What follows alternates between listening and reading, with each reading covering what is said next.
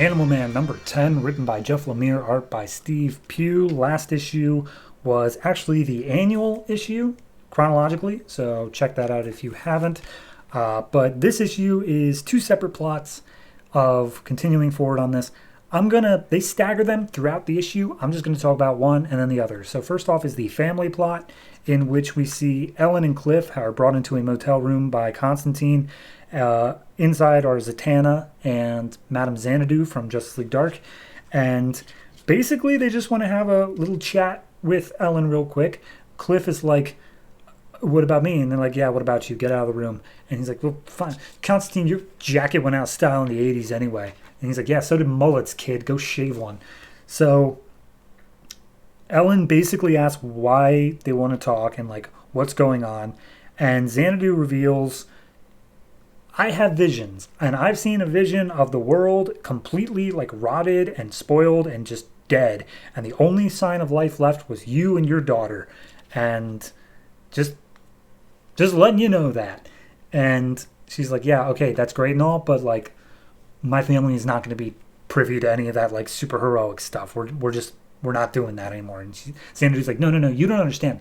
It's because you keep on being so skeptical and trying to stay away from it that all of this happens. Literally, my vision is all your fault. So then we see what Cliff was doing when he was kicked out of the room. And he's just making his way around the motel. And he hears his dad's voice coming out of an alley nearby. And he looks over and he sees his dad. And he's like, Dad, when did you get back? And he's like, hey, my son, I got a super secret mission for you to go save your mom and your sister, but you gotta stay extra quiet and come with me. I can count on you, can I, son? So he's probably dead, because of course that is one of the hunters inside of his body. So then we see Ellen walking away from the motel, getting back in the RV with the grandma and Maxine.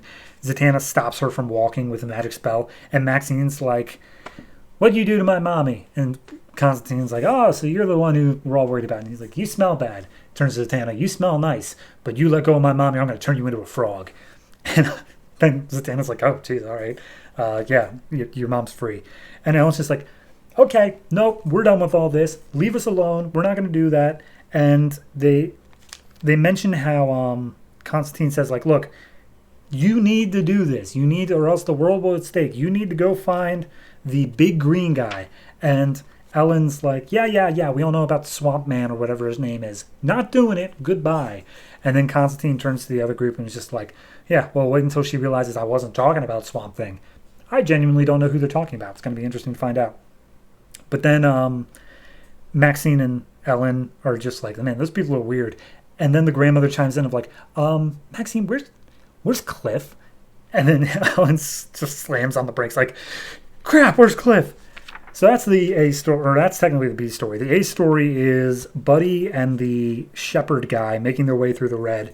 They've landed on this island of rot out in the sea of blood. Now that I'm actually saying these words out loud, it sounds very strange. But regardless, as they arrive on this little island, they just start beating up these little rotlings, which are just tiny little spider creatures. And the shepherd basically explains the balance of the rot, the green, and the red, and how they all have to coexist. But because the avatar of the green, Swamp Thing, doesn't want to be the avatar, and the avatar of the red, Maxine, is too young, whereas the avatar of the rot is super powerful right now, he's making all these advances and he's actually got a chance at it. Speaking of which, as they are trying to fight back these spider things, they're overwhelming them. But as they are about to get overwhelmed, the cavalry arrives, and they are these winged dog creatures called the Warriors of the Redlands. So skip ahead. So then we get this shot of just them decimating all of these spider creatures without so much as a problem. And the Warrior's like, hey, Shepherd, who's this sack of meat with you? And he's like, hey, this is the father of the Avatar of the Red. And he's like, oh, so I'm so sorry. Thank you for fighting with us. It's been an honor. And he's like, oh, no, the honor was all mine. Hey, you guys got wings, right? Can you bring me to see the guys in charge? And they're like, of course we can. We live to serve you.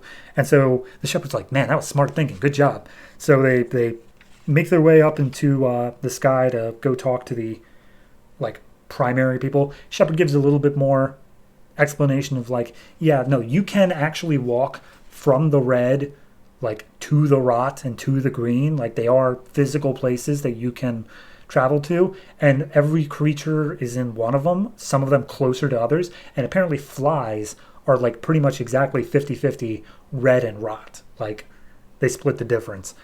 And so they arrive at this castle where the like elders are of the red, and the shepherd can't go in any further, but he's like, you can go in there and you can do whatever you want, because what are they going to do? And he presents himself before the Parliament of the Red, and he's like, hey, okay, here's the deal. I need to be put back in my body, and I got to go save my family. And they're like, yeah, we told you need to be protecting your daughter anyway, and look how you did. You failed entirely. He's like, shut up and put me in my body. And they're like, okay, here's the deal. We can't, because there's actually somebody already in your body. And he's like, what? He's like, yeah, it turns out one of the hunters is imitating you, and he has your son. So, oops on you. And they're like, well, you got to do something. I don't care what you do, just do it. And they're like, maybe we pick another avatar, because screw you. He's like, no, come on, let me see my family. And they're like, all right, fine. I guess we can make you a new body. And they call in this group called the Tailors, and they will make Buddy a new body for him to come back in. And that's where we leave off. I'm down. I've been down this whole time. I've never stopped being down. I've only been up. And this is just furthering my reasons to think up.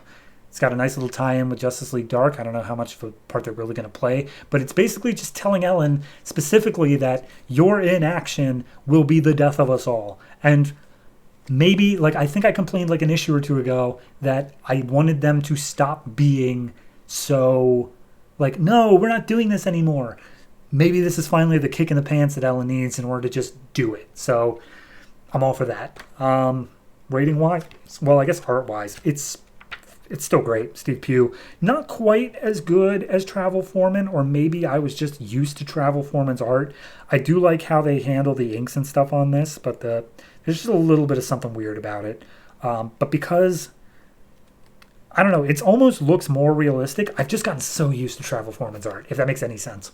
It's still good, though. So overall, I'm going to give this one an 8. I love it. I hope that it continues on for more than the amount of issues that I know it has. Like, I hope that somehow I get to the end and there's just more that I didn't know about. But regardless, 8 for this. Loving it.